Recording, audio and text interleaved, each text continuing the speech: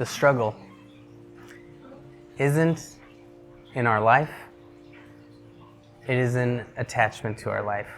It's not in our dreams and our hopes, it's an attachment to our hopes and our dreams. That is why we fear death.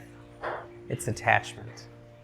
And to let go of the attachment, to accept our insignificance, is freedom.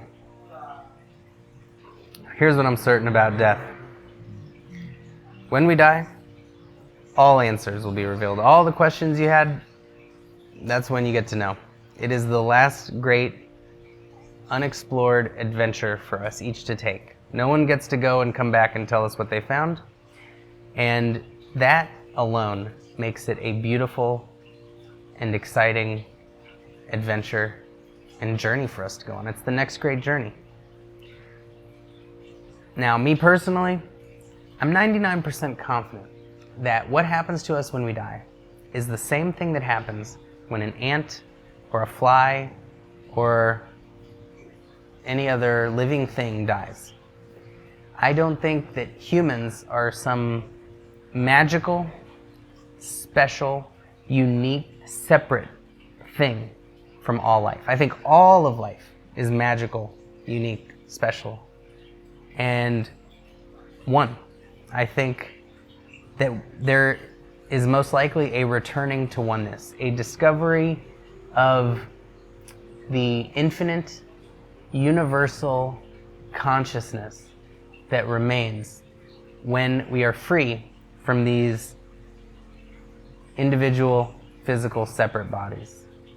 We see the chain of life, not the brief flicker of life we experienced.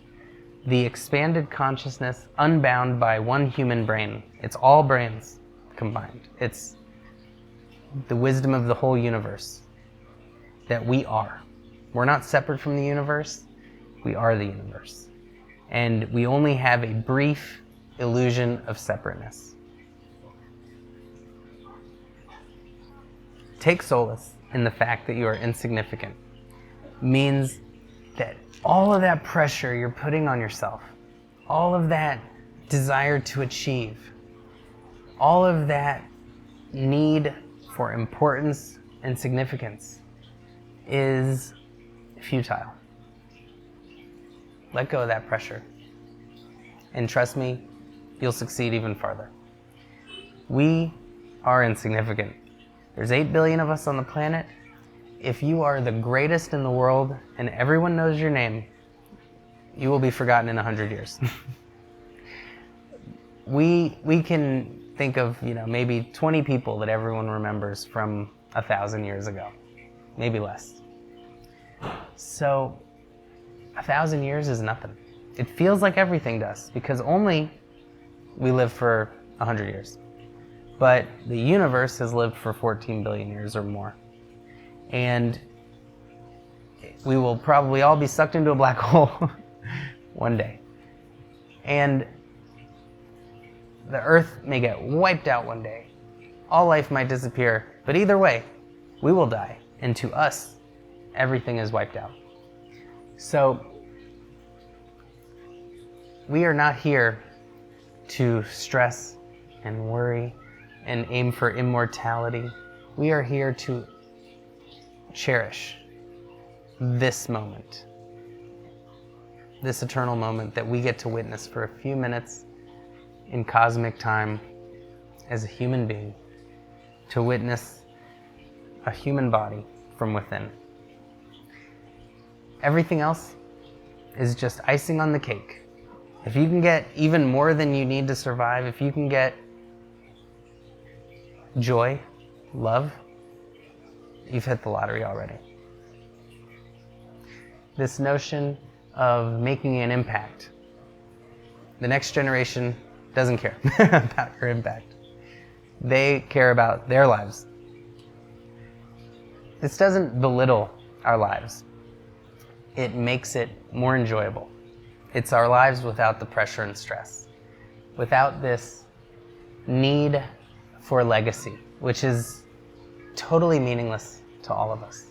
And when we recognize that the legacy is meaningless, that being forgotten is okay, that we actually want our loved ones and our future generations to move on, to make their own lives,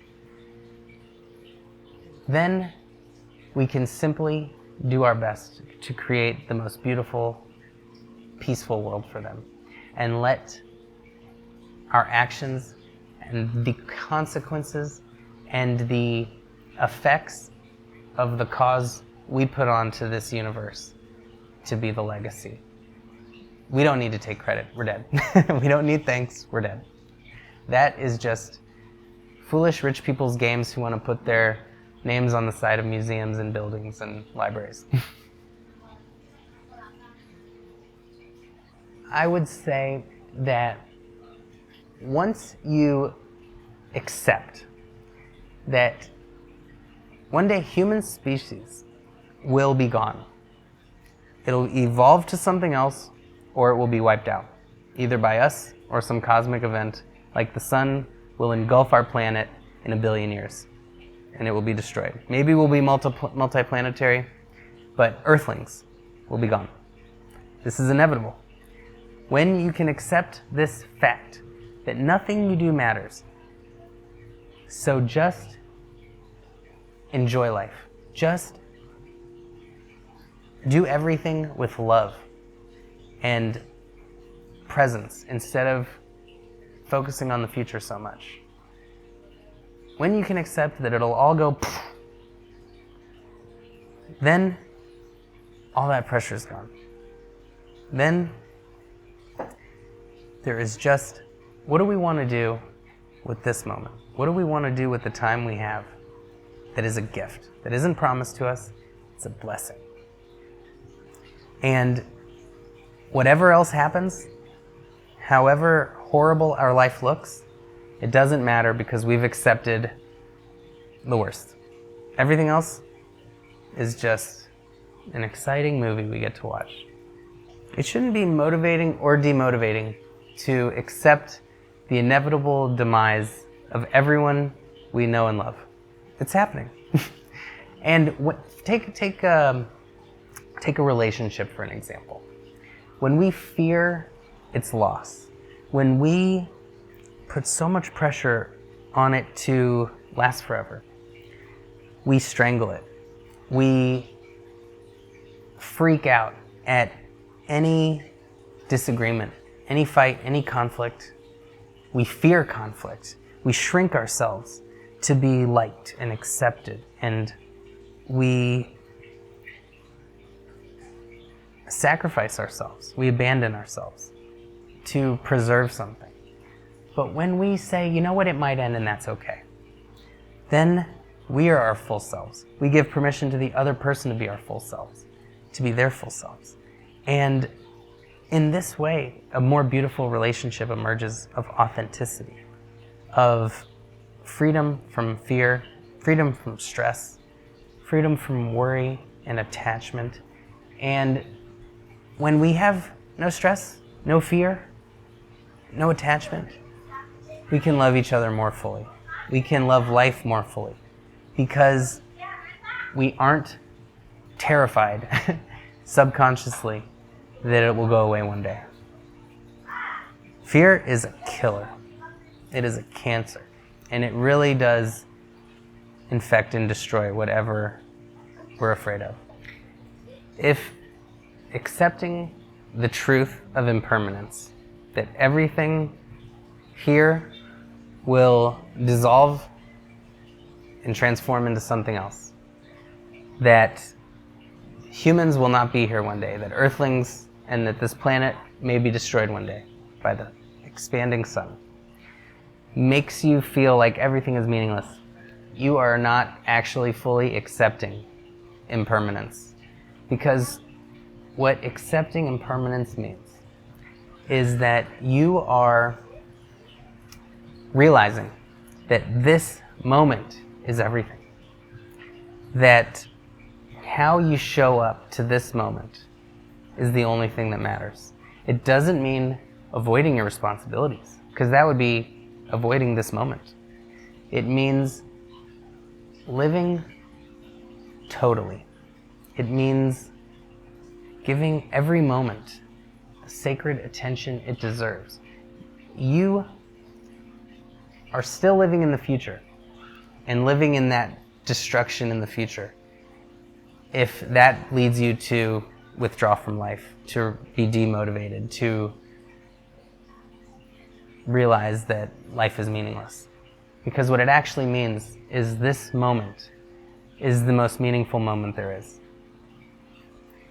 So you have to come to the logical conclusion, which is,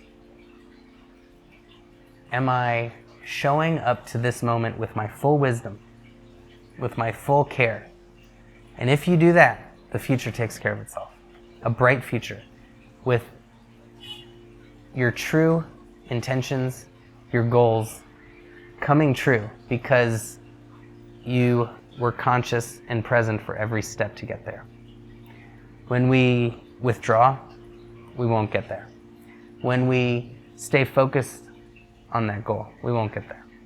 We can only get there when we show up to each moment, each present moment, with total wisdom, total attention, total care.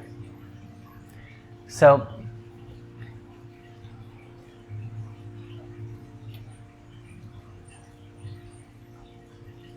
I think we really have a problem of tuning out, zoning out, delaying our happiness. But when we bring joy to what we do, then we don't need to avoid the moment. Then we give everything our greatest effort. And then everything naturally gets better over time.